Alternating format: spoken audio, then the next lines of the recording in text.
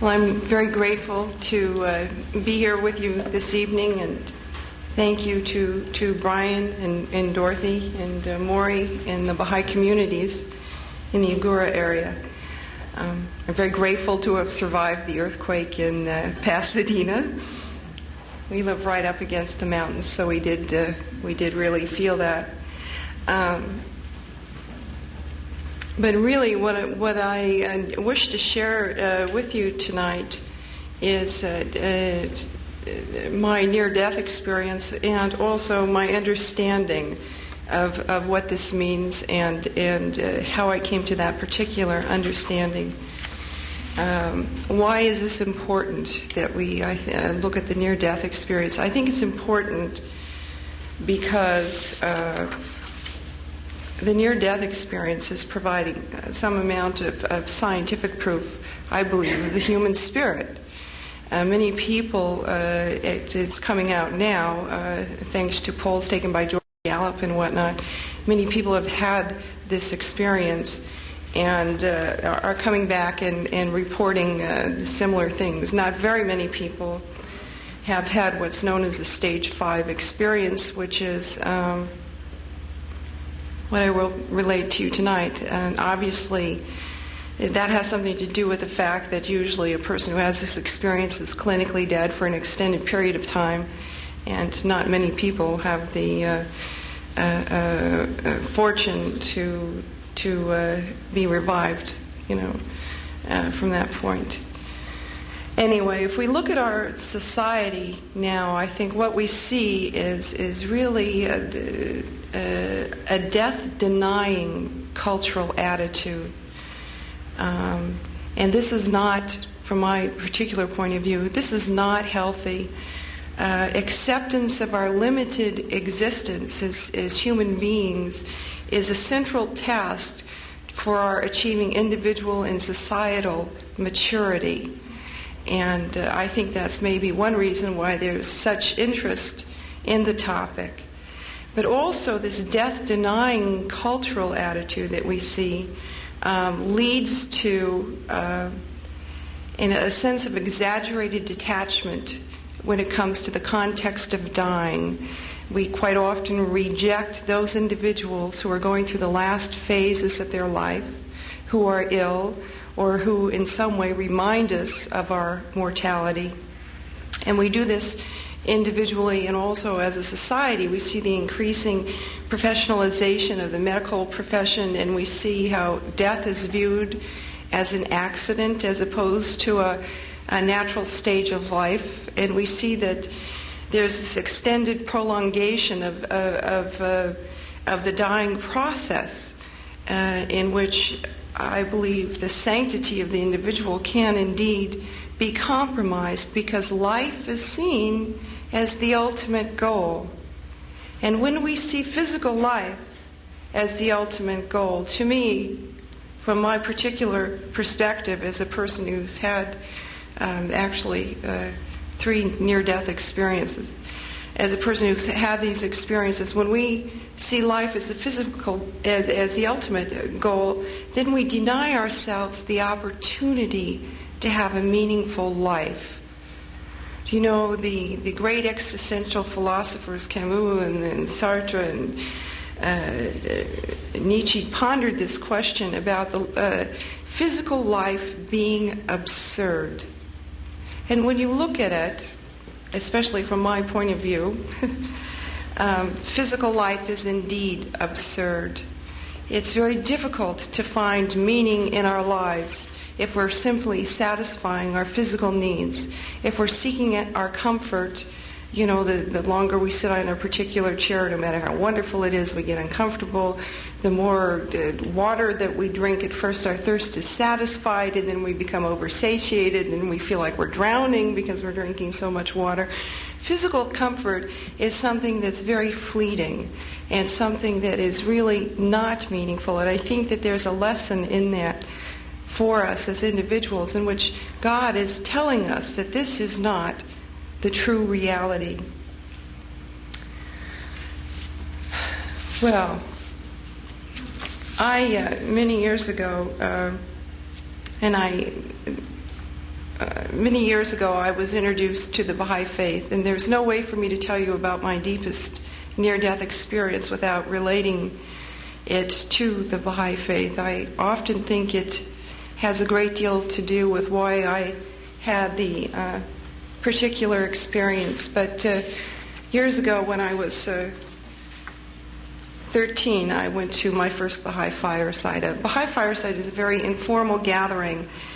We Baha'is have no paid clergy. We have no ritual, no formalized ritual. But a fireside is a discussion group in which people are invited to hear the basic teachings of the Baha'i faith and discuss them, if they decide to. And at this fireside, I felt very much a great sense of hope and promise. I had been raised a Christian, although I indeed had some American Indian spiritual teachings from my mother, but I had been raised primarily as a formalized Christian.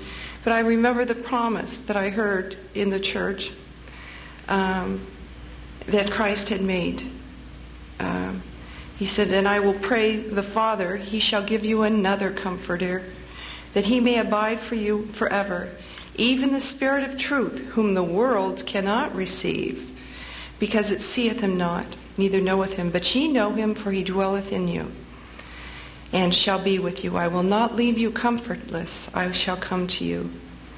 And he refers to this person as the Spirit of truth. And in other places it says in the Bible, "But of that day and hour no one knows, neither the angels in heaven, nor the Son, but only the Father." I took those promises very seriously as a child. And as I looked at the world, I hoped that God would give us an answer for the great turmoil and potential nuclear destruction and hatred that we see daily in our lives. And I believed that perhaps someday I would find that God had fulfilled his promise. I went to this Baha'i fireside, and being 13, I was not allowed to stay too late and get a great understanding of the Baha'i faith, but I did leave that fireside with a book called The Hidden Words, which is some of the writings of Baha'u'llah, in which he, in very brief, poetic references, gives us the essence of spiritual truth. I left that fireside and I knew the basic teachings of the Baha'i faith. And those are in 12 basic principles. The oneness of God, that there has been and always will be one and only God who has manifested himself to mankind through different manifestations of God. That's why we have different religions, such as Buddhist and Christian and Jewish and whatnot. We as Baha'is believe these all came from the same God, and were in essence different chapters of the same book of universal truth that brought us different spiritual, essentially the same spiritual teachings, but different social teachings according to the time and the people to which they were brought. So the oneness of God, the oneness of mankind, that we are all one, regardless of our physical or our social or our many of those things we used to do to divide ourselves, and that there's a common foundation for all religions, that we as individuals are responsible for the independent investigation of truth to God. In other words, we have to decide for ourselves and not let someone else or some institution decide what is true. We have to seek out truth ourselves. Baha'u'llah taught that there should be, this is in the middle of the 1800s, that there should be a universal auxiliary language, because this was the day for unity on the earth, so that all people could communicate with one another. He taught that men and women are equal before the eyes of God, and certainly should be equal in society, that there was an essential harmony between science and religion, that there should be an elimination of the terrible extremes of wealth and poverty that we see in the world, and that there needs to be, at this point in time, mankind has to make the choice for unity, and we need a universal peace upheld by a world government that we elect, and that we should have protection of cultural diversity. Those are the basic Baha'i principles. I left that fireside and went home that night and told my mother that I discovered what I was and what she was too. I said, I discovered that this is what we are. We are Baha'is. And she sat down and she read these principles, and she said, no right-minded person could really argue with these principles. The oneness of God and the oneness of mankind being the first and most significant. But she said, I fear for you. I fear for you that you as a Christian, and you're wanting to become a Baha'i, will be denying Christ. And you know, the thought had never occurred to me. And I feared suddenly for myself also. And we stayed up until about 12 o'clock that night. And when she told this to me, when she told me that I could no longer attend any Baha'i meetings, that I couldn't have any contact with the Baha'is, that I couldn't become a Baha'i until such time as I had moved out of her house, because she feared for my mortal soul, I became very frightened. And I went to my room. And I remembered something that the man had said who was speaking at the fireside that evening, that, you know, God again makes a covenant with us, that if we pray, if we seek, He will answer us. He will not abandon us. And so I took the hidden words of Baha'u'llah, and I took the Bible, and I read the hidden words, and I read the Bible. And finally, about 3 o'clock in the morning, 4 o'clock in the morning, I fell on the floor in tears. You know, teenagers, I think, are given to histrionics and to great movements such as that. And I fell on the floor and I said, that's it, God. Strike me dead now if I'm wrong. I really did. I prayed that lightning would strike me if I was wrong, because my heart was so attracted to the writings and the teachings of Baha'u'llah. And yet I knew intellectually I could not decipher all of the Bible and all the promises and all of the prophecies in a single evening. And yet I knew I did not want to live denying Christ, and I did not want to live denying the beauty that I had seen in the Baha'i teachings. Also, I saw the same beauty. It was the same sun to me on a new day. That evening, I had a dream. And I don't believe it was a dream. And I will tell you that dream in the context of the near-death experience, because that's where it was repeated. You need that background to understand. What happened was I became relatively normal, a teenager. I went through an unusual period of health in my life. From that period on, from the age of 13, and then suddenly one day at the age of 16, I woke up one morning and I was terribly swollen and blistered with an allergic reaction and was having difficulty breathing. My mother took me to the doctor, and he administered cortisone and allergy shots and histamines, and I improved, and we went home and stayed home that day. My father was away on a trip, and in the evening my mother, we were sitting down to dinner, and a friend stopped by, a high school friend, and he joined us, and I began to realize as we're sitting around our table that I was being pulled away, as if my heart were a piece of taffy and it were being stretched away from my body. And this was a wonderful feeling. This was not disturbing to me in any way, but I knew I was going to pass out So I suddenly stood to tell my mother and my friend Jerry I was going to black out, and I said, I'm going to black out, and I immediately blacked out. They then checked me and realized that my breathing was terribly irregular and that the allergic reaction was really escalating suddenly. And they decided to load me in the car. My consciousness, I have no conscious memory of this. My mother filled in these details.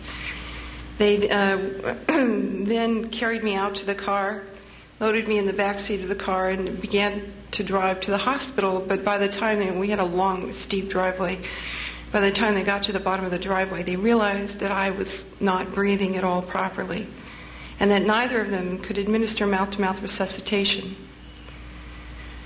They flagged down a policeman who then radioed for the fire department and for an ambulance. And they pulled me out of the car and laid the body on the sidewalk. This was a small town, which was at that point in time a relatively rural area.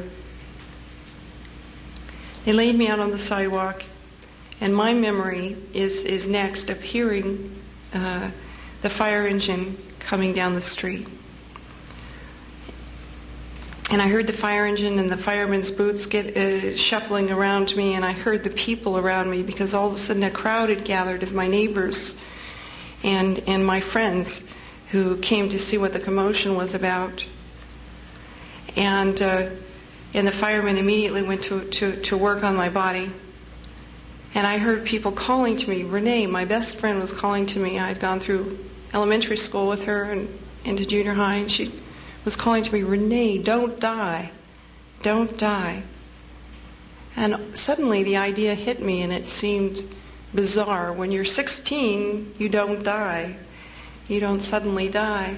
But I realized I had a responsibility, because I loved my friend and my mother, to fight for my life. And I fought. I tried to will my heart to beat. I tried to keep my body going because I didn't want them to be hurt. But I realized it was too insurmountable of a struggle. It was just impossible. And the next thing I became aware of was that it was as if my life force were drawing up out of my limbs to a place around my heart. And in that place, this is the first stage of the near-death experience, a stage in which people report incredible peace. There's a great sense of peace and surrender. When I simply gave up the struggle and let it be, there was this great comforting darkness and surrender. And then, in an instant, and this makes no sense in physical terms, then in an instant, thank you, canes are always doing awkward things. Then in an instant like this, it was like a clap. My consciousness was outside my body, and it was as if I were a ball of light about this high in the midst of the crowd. And it was as if I were not just conscious, I was massively conscious. It was as if, by comparison, I had never been conscious before.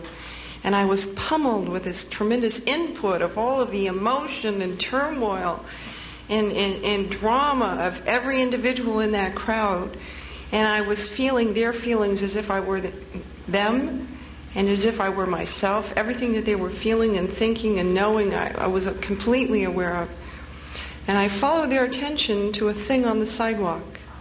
And I looked at that. The firemen were now straddling me. One was on one side trying to monitor the pulse, and the other one was, they had been administering oxygen. Now they were giving me mouth-to-mouth resuscitation. This was pre-paramedics.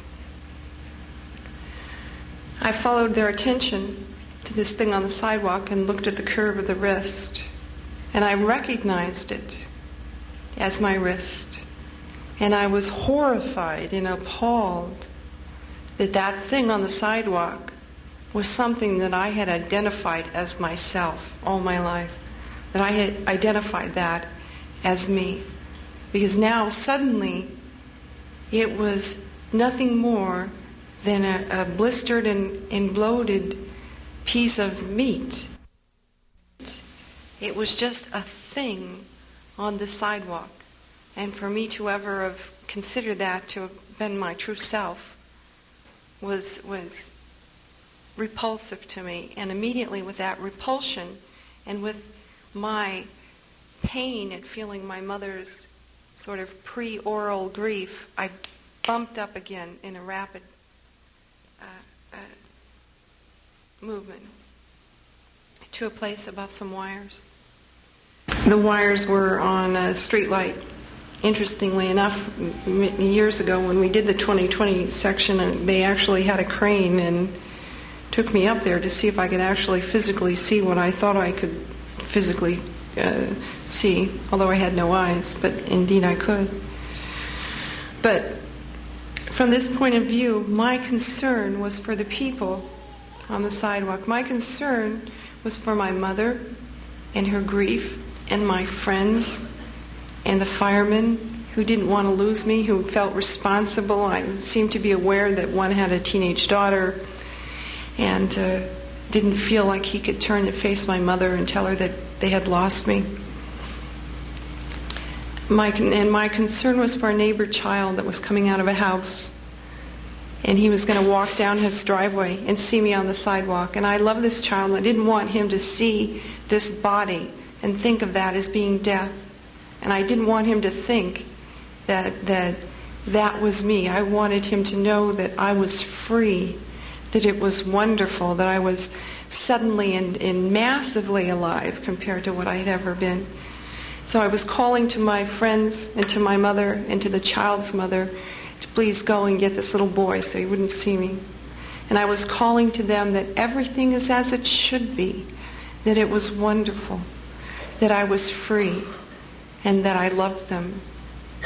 And I realized that I had no mouth, no voice, that I had no place here in this physical realm anymore. And I called upon God to help me, to guide me. And with that, my consciousness turned away from the crowd. Please, I ask you to understand that the near-death experience, any person who tries to talk about it really is taking on an impossible task. I think there's just no way to talk about it because all of our words are imbued with physical reality. All of our thoughts and our conceptions are imbued with developed in a place in which there's time and space, and in which we can only come to an understanding of things gradually, and in which we can only walk across a floor by taking one step after another. And all of those things relate to the physical reality. And I was in a realm of reality in which there was no time, and in which there was no space, and in which there was no limitation that we experience in this reality. And so therefore, any words that I use, I ask you to please understand, don't relate to the physical words. To see does not mean to see with physical eyes. To hear and to know does not mean to know in the way that we know physically. And as I pulled up away from the scene on the sidewalk, again I was consciously aware of moving up and what was beneath me, which is physically impossible. And I saw this one little place on the sidewalk. It's smaller and smaller, and a little valley in which it existed, and a little town, a city, and pulled way, way up until a point to where I saw the earth as a single living organic whole. And this was wonderful. This was so wonderful to me that I was overcome by the beauty of it, because I could see and feel and beat with the same heart as every individual that was living on this planet, as every amoeba that was swimming in the ocean. I could feel and hear the notes of this wonderful, grand, universal song that enveloped the whole earth. And I saw that we as individuals, as human beings, as human spirits existing in bodies, have a unique creative capacity on this plane of existence. And what makes us creative and very powerful is really the tone of our hearts. Not what we do, not what we own, not what we know, but really the tone of our hearts permeates the stuff of all physical existence. And I saw this and felt this immediately. And I felt that nothing, and I knew nothing exists without a purpose or without a note to sing in this grand, single, universal symphony. And I began to sing my note. I began to sing really, I am.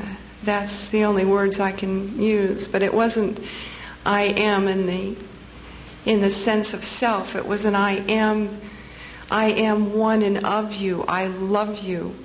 I am connected to all of you and in harmony with all of you. And this was an expression of love and an expression of the divinity of all creation.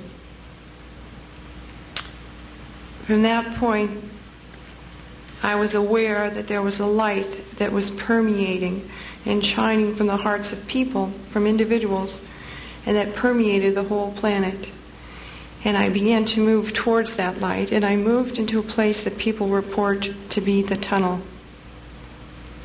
To me, it was simply a place of transition. It was as if there was a great amount of energy that was funneled into a narrow space, and it was a place of transition. And there were people there that didn't seem to know what they were or who they are, who did seem to be confused and lost and dark. And I moved through this place, and I realized what moved me through this place was not what moves us physically. You know, when we move physically, we have an intent, and then we decide to take an action. We express that physically. What I found moved me through the tunnel was not an intent, not a decision, not a will, certainly not a physical being, because I was no longer a physical being. I was literally energy. But what moved me was love. And this was the love of all loves, the greatest of loves that moved me. And the quicker I moved, the more love I felt. Do you know, we have a hidden word in the Baha'i faith. This is one of the writings of Baha'u'llah. Baha'u'llah, by the way, means the glory of God. And he speaks with the voice of God. He says, "Love me that I may love thee. If thou lovest me not, my love can in no wise reach thee. Know this, O servant." So what moved me through this place of transition where some people were not moving, was the great love that I had for the love of all loves, for the love of all beauties. To me, the love of God. And as I moved through this, I wondered, as I came to the end of it, if I would be alone. And then instantly, though the thought and the reality were one and the same, instantly I was merged with an uncle of mine who had passed on a year and a half before. And instantly I was everything that he was, and he was everything that I was and knew, and I was aware of things that I couldn't have been aware of in this life about my uncle. It was a very joyous reunion. It was as if we were two lights that had come together and blended as a single light. And I became aware that he was a person of great courage, although to look at him in this life, he was obviously a very impressive, very tall, regal-looking individual with the classic, Native American features and whatnot. But he was a very humble, although he was educated and whatnot, he was a very humble persona. But I realized that he was a person of tremendous courage, and that this courage was very, almost unspeakably great in him, and it was not something that one could ever judge physically in this life. Looking at the way that he lived his life, one wouldn't say that he was a courageous person, but I realized that he was one of the great heroes.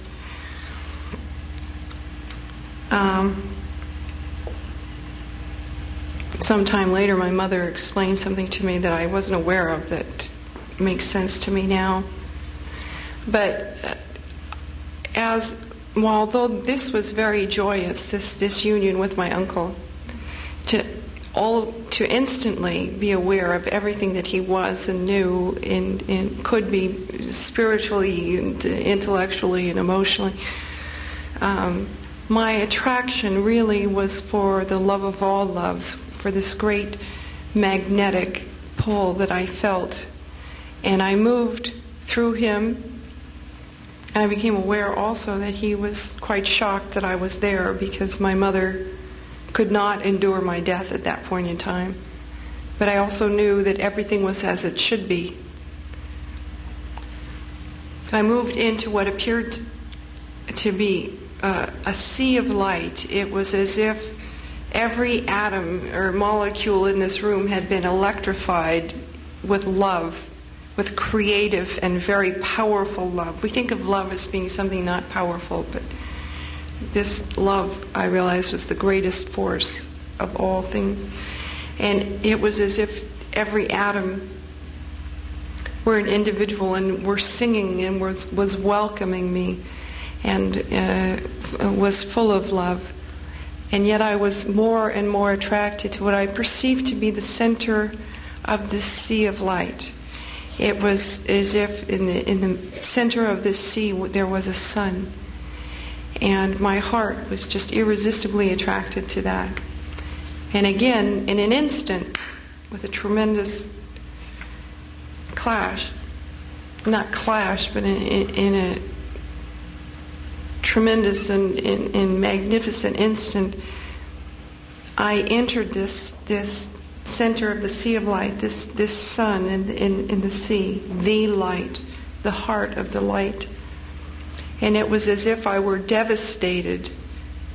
It was as if I were, just spider silk in the solar wind. I was completely devastated by bliss and by rapture and by ecstasy.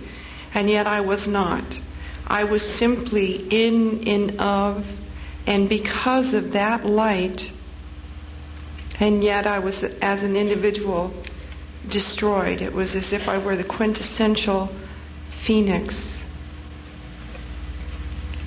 And it seemed that I was in that non-place, that place of non-being as an individual for forever. And then yet again, my consciousness at some point was gathered back together as an individual, like sands upon a shore, into an individual form. And I was accompanied now by a presence, as opposed to simply being devastated by this holy storm of light. And I was called to recount for the deeds of my life.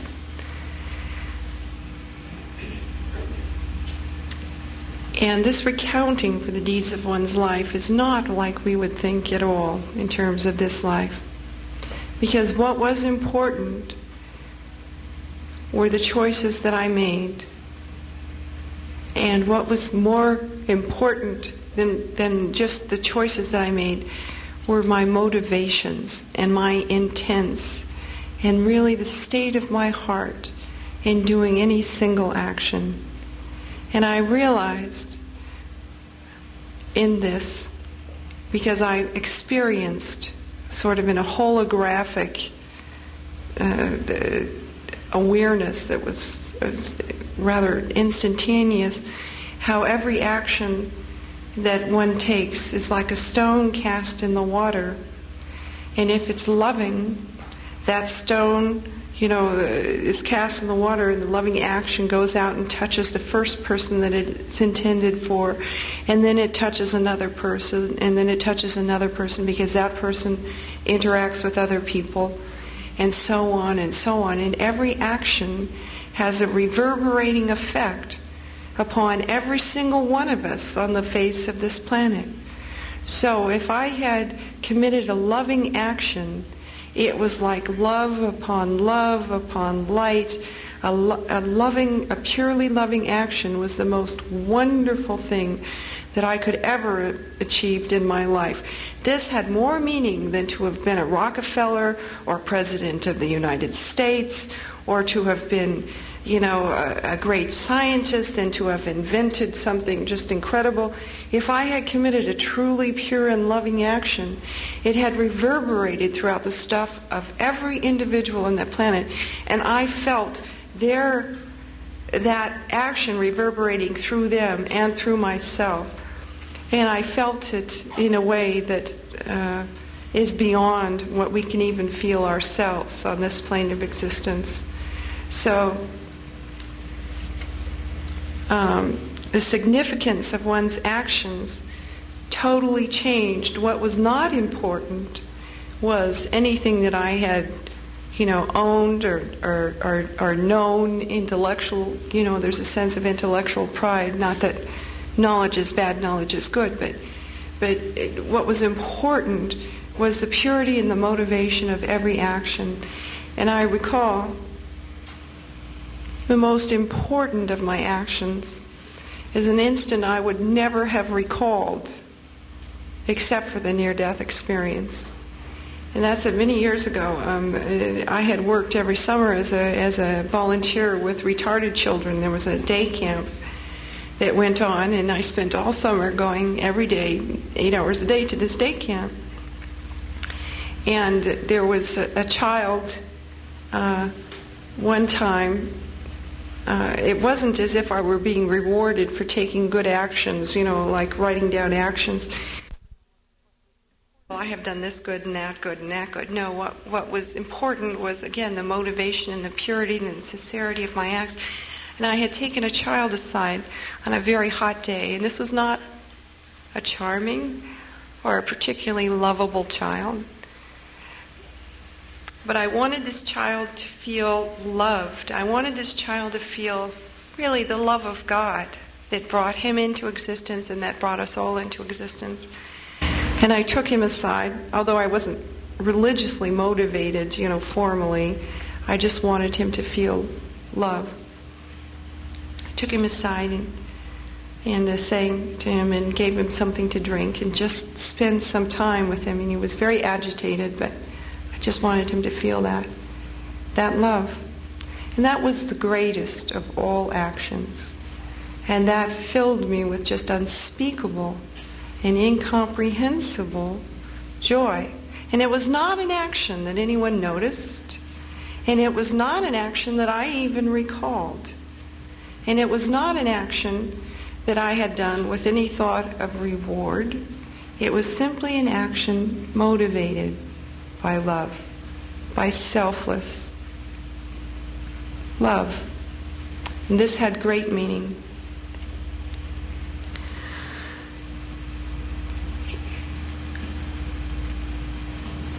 In this context, one becomes aware that, judgment is not necessarily imposed from the outside, but there was a judgment that was born of the sense of mine own knowledge. Suddenly I had a point of reference.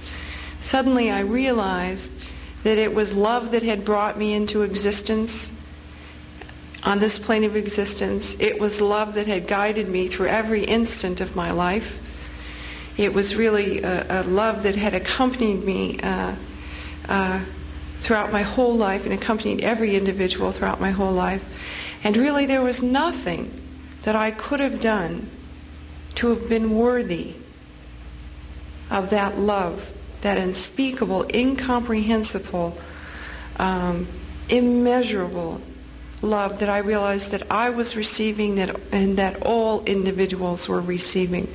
So to have committed any act of love was the greatest joy and the greatest wonder and the greatest achievement. And to have committed any act that was selfish and that was in any way cruel, you can imagine the impact of that act reverberating throughout the stuff of all existence and all individuals. This would be the sense of great turmoil and pain, and one would rather die than to have committed such an act. But the time of my life was spent. At that point, I was taken by the being who was accompanying me and was shown a point of reference of the body on the sidewalk. I'm sorry, I was taken to see an answer to a question which was really a question of my heart, not of my mind. It was a concern of my heart. I had wondered where we were going as humankind. I had wondered what was going to happen to us as a child, because I had been quite ill as a child, and I began reading newspapers very early. I began reading everything that I could read, because this was my real contact with the world, and I became very aware that we lived in a world that was existing on the precipice of great destruction, and we lived in a world that was hopelessly and terribly lost, and I was very worried about the state of mankind. And so this being, again, showed me in a holographic sense, in a way that we can't perceive in this plane of existence, really the development of humankind from the beginning of time until some point in the future. I'm not the first person to report this, by the way. But I perceived as an archetypal individual the stages of our development. Sort of, I felt the Neanderthal and how brutish and dark and needy and self-centered, that particular level of existence was. And I felt the conniving sort of politicality of the Romans, who thought they were all powerful in the days of Christ. And I felt the great surge of hope around the development of the scientific revolution, really, of the Renaissance. And I became aware that we now existed on the precipice of the greatest choice and the greatest step in our development and evolution that had ever occurred on the face of the planet. We as a human race existed at this point, and that we had to make the choice as individuals and as a people to establish unity and peace and harmony on the face of this planet. And I saw then that there was a small group of people who I identified, who I knew were the just. This was a title in words. These people were the just. And they were working diligently, striving to bring about really a new civilization and a new creation on the planet. And they were working to bring about peace and unity and this great spiritual development that we need at this point in time. And these people were not powerful, and they were not wealthy, and they did not have tremendous institutions. They were young and struggling, and in the process of their struggling and in their building a new civilization simultaneously with this wonderful process, there was a great chaos and destruction going on in the world. And these things this happened to me in 1960. I'm really bad with years. 1966. And these things don't sound bizarre anymore, but they did at that point in time, and certainly for many years after. But simultaneously with this development of a new civilization and a new spiritual reality, a new way of being that was the hope of the people of the world, was great destruction, was great chaos, was a great breakdown in all of our institutions and systems, in the educational and the governmental and the religious and the intellectual and the scientific, and all of the institutions that we see as being revered and important. All of these things were breaking down to the point that there were just rather ravening bands of wolves as people that were roving the streets, that were just filled with hatred, that were just filled with selfishness and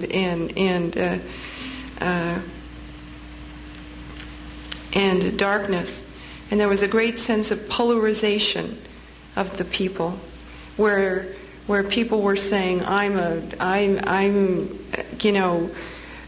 Indian and you're white, and I don't relate to whites, and I don't relate to Hispanics, and I don't relate to, Jewish people, and I don't relate to Buddhist people. There was this great sense of polarization, so that it went to the point to where every religion was fighting every other religion on the face of this planet, which is indeed happening today, except for the religion of the just. And I saw then that there was a place that was the hope. And this was in a land that was very old and very new. It was in a land that had great history and that faced the Mediterranean. And there was a wonderful white marble building set high atop a holy mountain. And I was looking out from the building, and I could see that both men and women were receiving these teachings and this guidance, and these were equals. These were not separate in any way. And I could see that that was the hope of mankind. And then I turned to the being. I'll explain to you more about that building later. I turned to the being who was accompanying me, and suddenly he coalesced into an individual. Instead of being a great holy presence of incomprehensible light, he coalesced into an individual. Presence of incomprehensible light, he coalesced into an individual. And I recognized him as that individual that I had seen before. And immediately, as I had seen before, after my first Baha'i fireside when I was 13, I immediately only wanted to die in his presence, to stop existing, because I was of no significance whatsoever in this presence. I had no meaning, just no worth. My only worth was simply to lay down myself, my life, at his feet. And again, as had happened those years previous, he turned to me, and in a very magnanimous and loving and regal and generous gesture, he extended his arm to me in a very graceful, powerful way and said, "Here am I, here am I." And it seemed again that I was in his presence for a time beyond time. And that was the apex of all that I had ever hoped for, of all that I had ever dreamed of all that I had ever desired in any instant of my life, was to be nothing in this beautiful presence, in the presence of beauty. He was, I knew, the blessed perfection. I didn't know what that meant, but I knew that.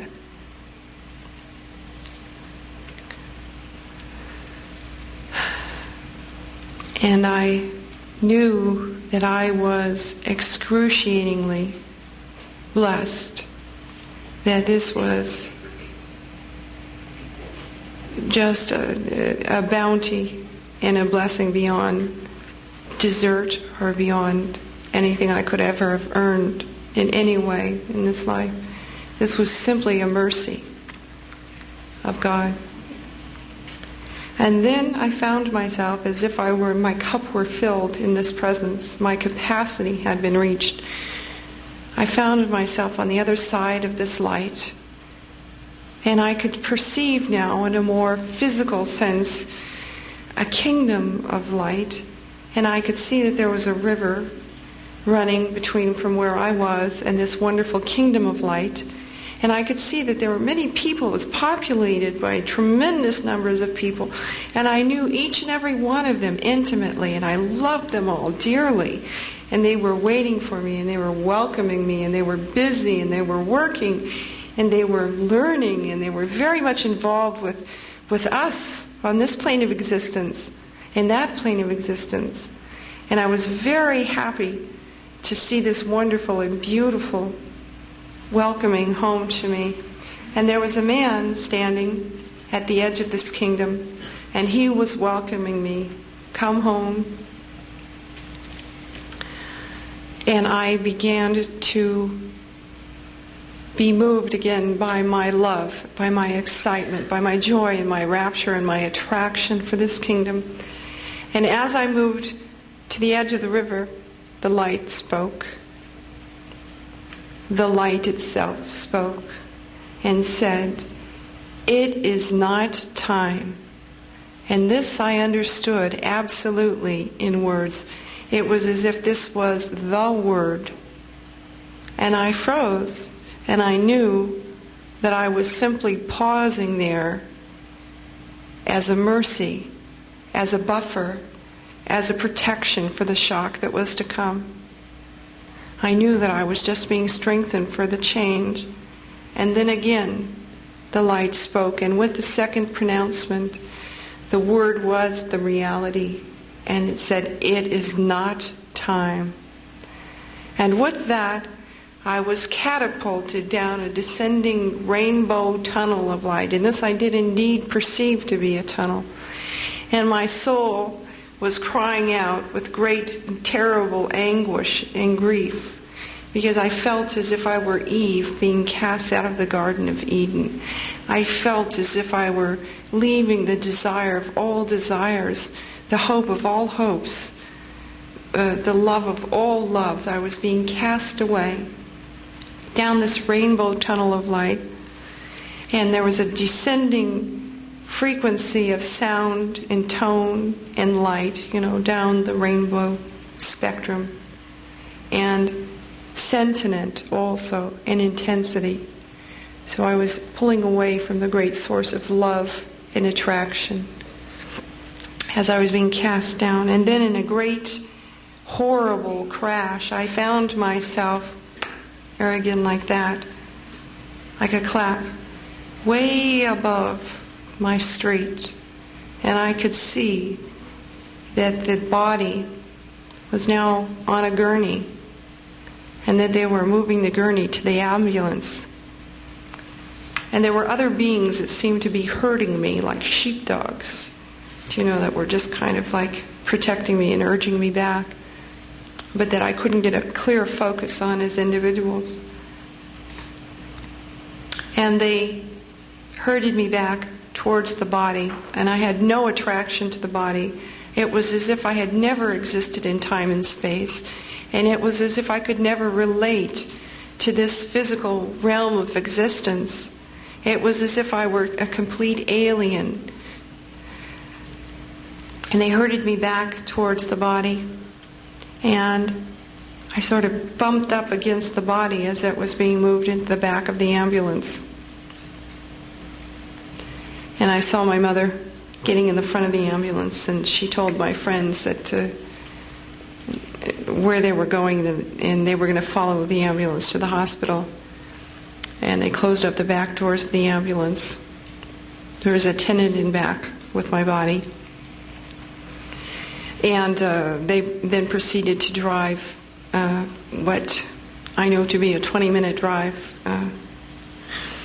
Again, this is something that was timed for 2020 when they went back and dug up the actual physical records of the fire department and whatnot. We went back and timed the drive. It was a 20-minute drive from my house to the hospital. And I followed the ambulance most of that time, not of any will of my own, but rather because there were these beings that rather sort of forced me to stay by the ambulance. They had a tremendous sense of humor, by the way. They were not without humor, because I realized that that I was, in essence, like Casper the Ghost. I was a being that had no body and that had no voice, and that was just sort of like flying around. And I was humored at this. I wasn't laughing. I didn't have a body with which to laugh, and I remember commenting to them, well, is this my punishment for being such a loudmouth in my life? I was a very outspoken teenager whenever I felt that something unjust was being done. And my family used to call me Crusader Rabbit from a very early age, because I was always crusading for something. But I said, is that my punishment? And this was a great cosmic joke. But I followed the ambulance, and then at one point in time, the man in the back of the ambulance seemed to get a heartbeat for a moment, and my consciousness went dark, and then I popped out of the body again. And he looked in the rearview mirror to the ambulance driver, and my mother was also looking in that mirror. And he went to him, DOA, DOA, because he was driving very fast down some mountainous roads. DOA, DOA. And I became, my mother's pain at her hearing her daughter being pronounced dead, DOA, like that, was my pain. I felt it as if I were my own mother. And I felt it slice through her heart like a stiletto. And I bumped up with that out of the ambulance. And I was very upset, because I said, what do they know about life? They don't know about life. They don't know about death. I was alive, and now I felt that death was life and life was death. Anyway, I followed the ambulance to the hospital, and they unloaded the gurney, wheeled it into the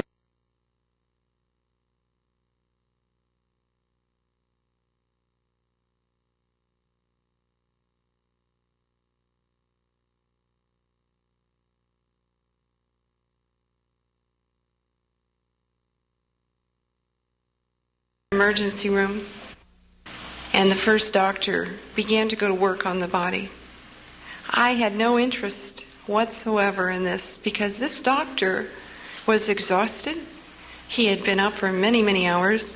He had been through a horrible traffic accident, motorcycle accident, several hours before, and he didn't care. He didn't care about me as an individual, so there was no connection of my consciousness to that room, because he had no love for me. He had nothing in his heart for me. So I left, and I went to my friends who were sitting in an anteroom, and I was now being a rather typical teenager, and I was trying to tell them how wonderful it was, and maybe it was going to be okay, and maybe they weren't going to get me back, and I was going to go on, and I was going to be dead, and it was just wonderful. I was free, and I realized I could not communicate with them. And then I went to my mother, and I stayed above her head. She was outside some yellow doors facing the emergency room. And I prayed for her. I did all that I could to comfort my mother, because I wanted her not to feel the pain and the grief and the sorrow. I wanted her to know that I loved her and that she loved me, and that was eternal. That was the only thing that truly existed beyond things that are composed and decompose and break down. That was the true reality. And then my family physician came walking down the hallway, in a tuxedo came storming down the hall and crashed through the emergency room doors. He was a very feisty, sort of country bumpkin doctor who didn't take well to young patients dying whatsoever, any patient for that matter. And he crashed through the emergency room doors, and he saw the body on the table, and he saw the nurse calling the morgue, and the doctor, the first doctor, who was washing his hands at the sink. And he looked at the body, and he just screamed out, "Where the hell is she?" Those are his words. And the young doctor turned around to him from the sink, and he said, "She was DOA, dead on arrival." And my doctor said, "The hell she is." And with that, he went to the young nurse, and he said, "You keep bringing me the 100 cc's of adrenaline, up to 6 injections. I want you to just keep bringing them to me." And he ran over and he started injecting adrenaline and beating upon the heart. And I was terrified. I was horrified by this process. The resuscitation process is not beautiful. It really isn't. And I was in the corner of the emergency room, but I was very interested because my doctor cared about me.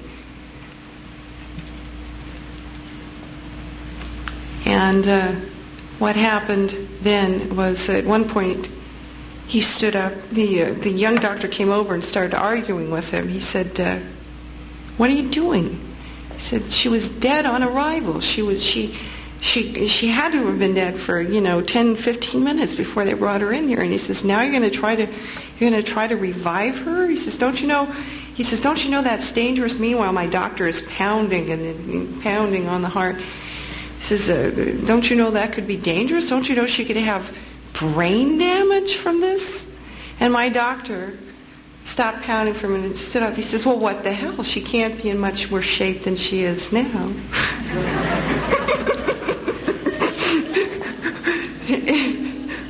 And then he proceeded again to start pounding on the chest. And then the young doctor came over and started to help him, and the other nurse did too. And at that point in time, he wanted to, this is something, a medical procedure I had never heard of. He wanted to inject adrenaline into the heart, and he asked if there was a cardiologist on duty. And there wasn't.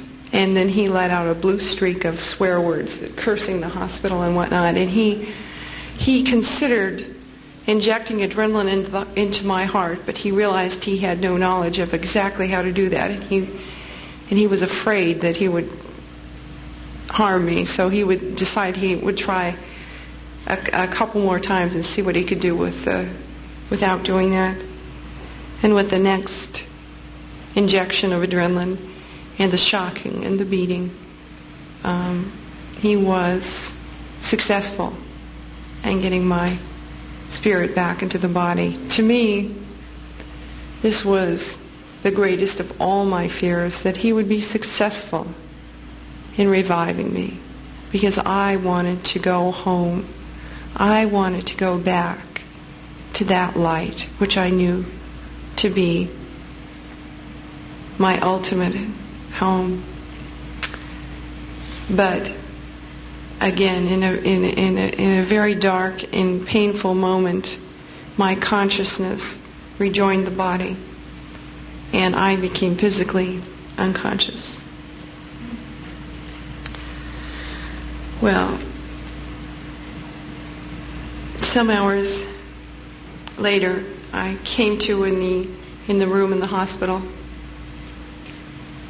and I looked around, and I could still see that everything was wrapped in sort of a blanket of loving light. And I looked around, and I realized that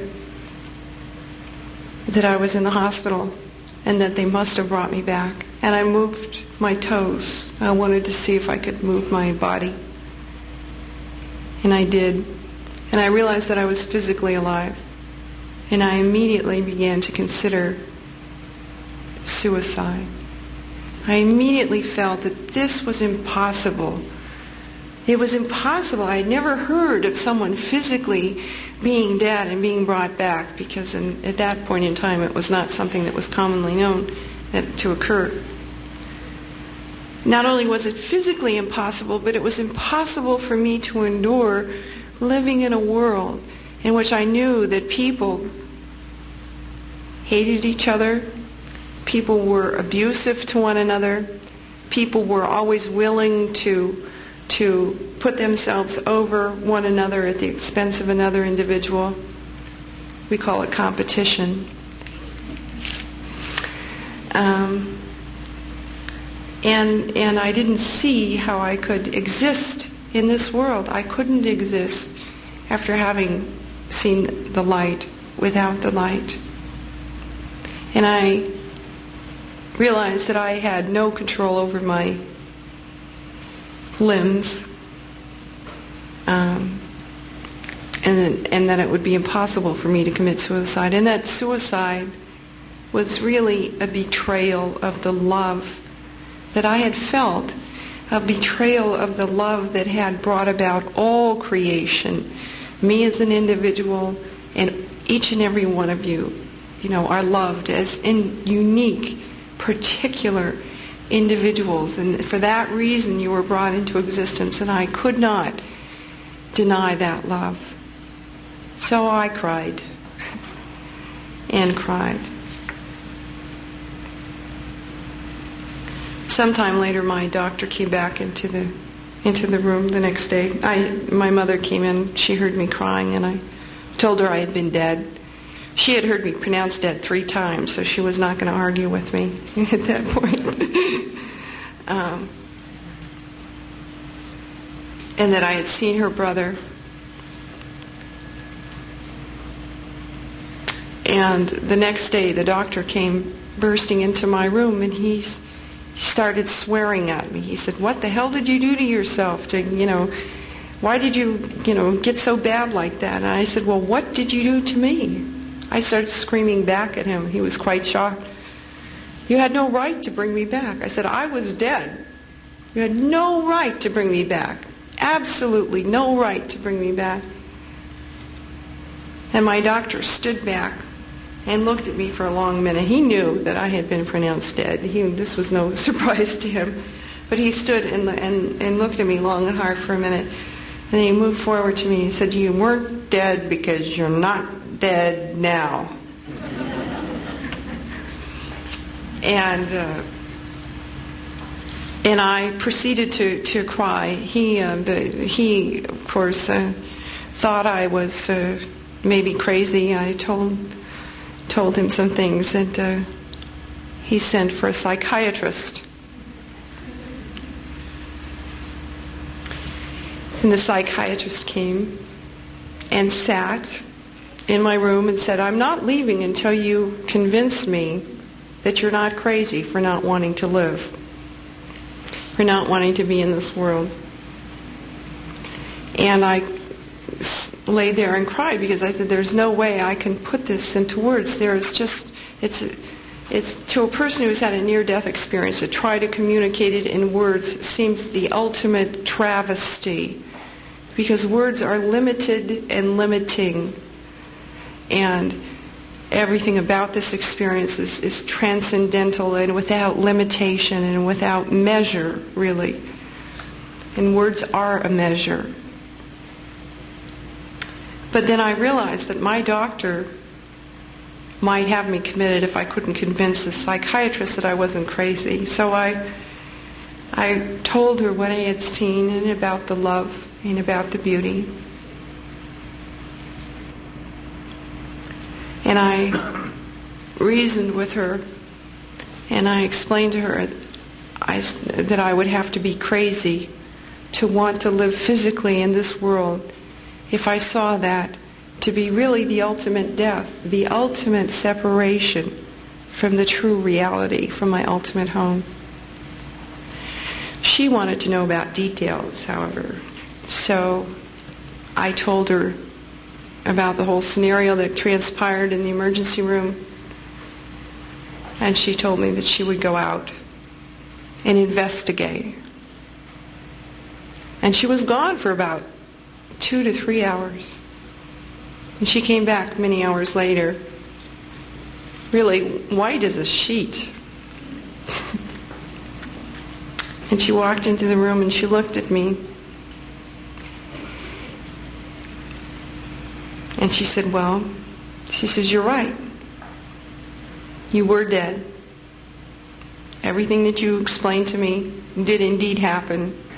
There was a blonde nurse. There was a dark-haired nurse, about 40. There was a young doctor. There had been a motorcycle accident, and there had been no cardiologist on duty, and that they did want to inject adrenaline into the heart, but decided not to.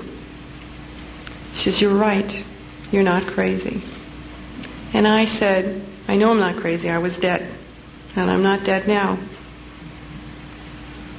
I said, can you help me with this? And she says,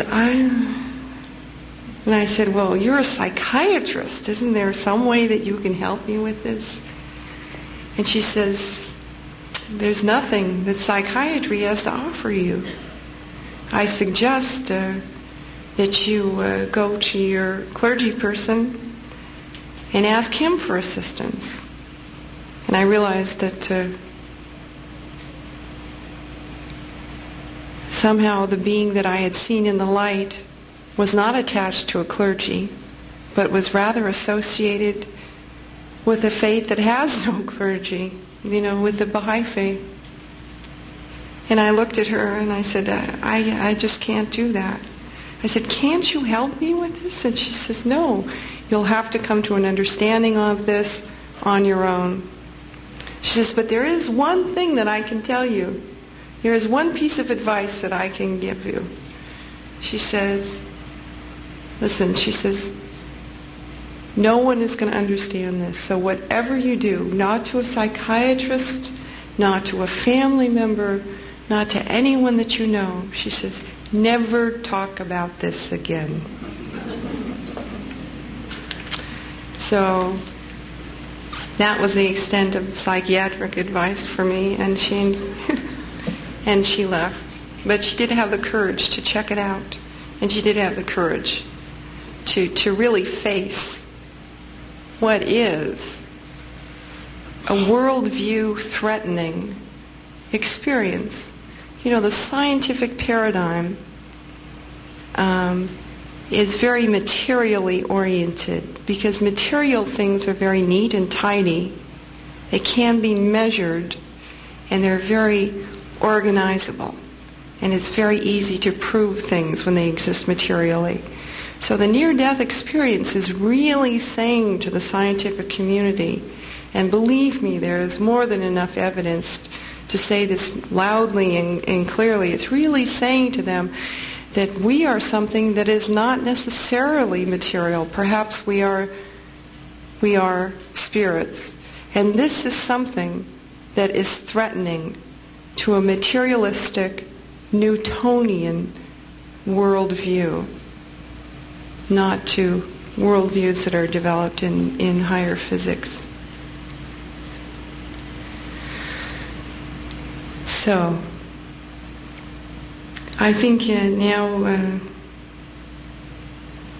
we should take a break, and I see they have wonderful food here for us. Is that acceptable? I was going to say, if any question, or would you like to take a break and then regroup and then ask questions? What would you say? Oh, okay. Okay. Would you? And I guess people will pass out slips of paper so that people have the opportunity to write questions. And if you don't feel comfortable doing that, please don't hesitate to raise your hand.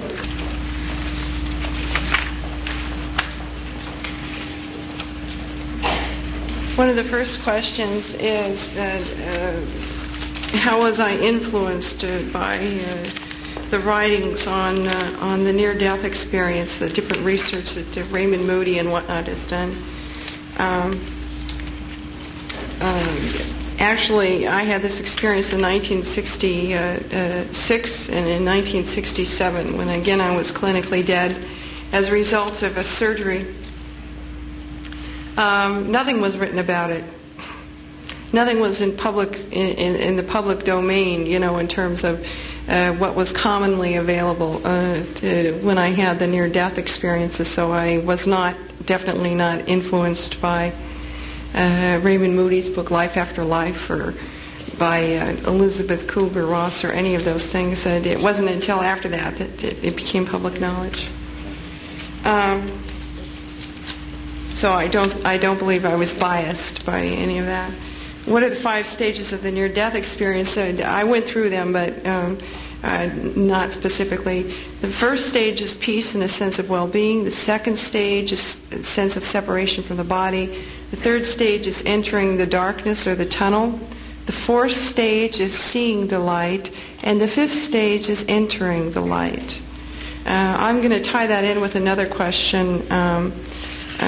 Someone says, I also believe that you can be dead after dying. There are, this is not commonly known, but in the course of my doing research for a book that I was writing at one point in time, I did have access to several interviews with many people who had had near-death experiences. And some of these people had had negative near-death experiences. And there's also a researcher, Margot Gray, in England, who's documented the negative near-death experiences. And the elements of the near-death experience are really... there is a great sense of judgment. There is a great sense of fear at finding when dying. There is an out-of-body experience in which people enter a black void, sense an evil force, and they do seem to enter an environment in which they are not happy. They are not filled with the spirit of love. One woman recounts the light as being something that was painfully bright and disturbing, and something she wanted to cover herself from exclusively. Who were the just, and where was the white building? Purpose of the Baha'i revelation, Baha'u'llah tells us, is to establish unity. Every manifestation of God comes with a purpose to fulfill and to teach mankind, so that we develop and we grow. And the purpose of the Baha'i revelation is to establish unity. The essence of all revelations from God into man is love. And the theme of the Baha'i revelation is justice. Baha'u'llah began his revelation with this writing, which is the first hidden word. And it is, O Son of Spirit, the best beloved of all things in my sight is justice. Turn not away therefrom, if thou desirest me, and neglect it not, that I may confide in thee. By its aid thou shalt see with thine own eyes, and not through the eyes of others, and shalt know of thine own knowledge, and not through the knowledge of thy neighbor. Ponder this in thy heart, how it behooveth thee to be. Verily, justice is my gift to thee, and a sign of my loving kindness. Set it then before thine eyes. So the just were, to me, the Baha'is. That's why I became a Baha'i. Baha'i means follower of Baha, follower of the light, follower of glory of justice. And Baha'u'llah addresses us repeatedly as, O people of justice. He says, be as brilliant as the light, as splendid as the fire that blazed in the burning bush. By the brightness of the fire of your love, the brightness of the fire of your love will no doubt fuse and unify the contending peoples and kindreds of the earth. And what the building that I saw was not built at that point in time, but in 1980, I traveled to Israel. Baha'u'llah was imprisoned for 40 years, and many of the early Baha'is were put to death in the most brutal, gruesome ways. And Baha'u'llah was imprisoned in the city of Akka, Israel, in what is now the Museum of Heroism. And the Baha'i shrines are built on Mount Carmel. Again, a fulfillment of prophecy, if that's particularly what you're interested in. But there is a building on Mount Carmel at the Baha'i holy places where the elected international Baha'i body sits, which is called the House of Justice. And in 1980, when I traveled to there, this is the building of the House of Justice, this white marble building. It was not built in 1967. I don't believe it was designed then either. But I had seen pictures of it looking at it this way, but in the near-death experience, my perception was really looking from the back of the building out over the bay of Haifa. So this is sitting at the Baha'i holy places, some of the shrines on Mount Carmel. And this is the building of the just, where the Universal House of Justice If you have sits. time, one more question, then we will go. Now you know what's in store. What is the meaning of your life? Well, I think the meaning of life is to give one's life meaning. That's the meaning of life. So one can look at oneself, come to know oneself, and realize that each of us has a gift to give to this earth, and each of us has a purpose to fulfill, and that each of us is really a spiritual being, even if the body and the mind is just a vegetable. That soul is here for a purpose. The relationship with the body has been broken, so we don't see it manifested physically, but that soul is on this plane of existence for a purpose, you know. So each and every one of us has a unique, particular, and very special purpose. And so the meaning of life is to, from a Baha'i viewpoint, I have to answer that, is to come to know and to love God, to come to know His teachings and His laws and His manifestations, and to serve mankind.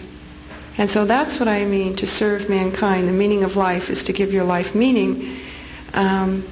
We each can make choices, no matter what it is that we're particularly gifted at, whether it's sweeping a street and smiling at a person who's passing by, if it's done in the spirit of worship, and if it's done in the spirit of love, you have changed the earth. You have touched the earth in a very powerful way. You know, the most insignificant of things, if you think about it, is a drop of water. Drop of water just, it's not even worth considering. And really, when you consider water, water is very much like love. It seems like it's not powerful. It seems like it's not, changing, but literally water shapes the face of the earth. And so does love. And I think now, in terms of my near-death experience and also in terms of Baha'i writings, what I saw was a great polarization, a great breakdown in love. And that brought a great breakdown in our natural systems. It doesn't sound bizarre anymore. First the sky and then the earth broke and shattered. And that was a result of our toxic and our polluted ways of being in our hearts. So this is very important. So, to me, the purpose of life is to do whatever I can to contribute to an ever-advancing civilization, to come to know and to love God, and hopefully to express, love in this world. And I'd like to read to you something written by, from the Baha'i writings. It's written by Abdu'l-Baha. By the way, I became a Baha'i as soon as I was able to get out of the hospital. I told my mother that I couldn't endure this life without being a Baha'i.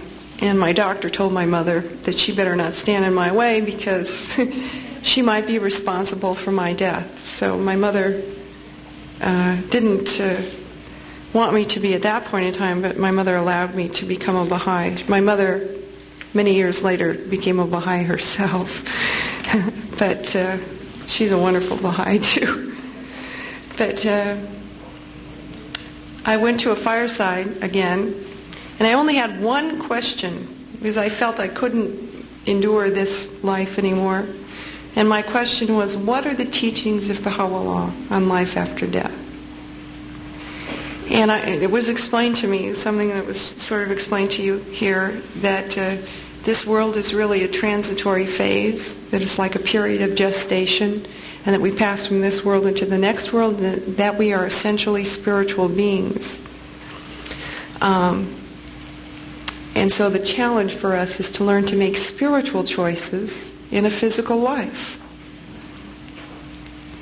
And the man then said, well, let me read you something from the writings of Baha'u'llah. I'll just read you one little hidden word.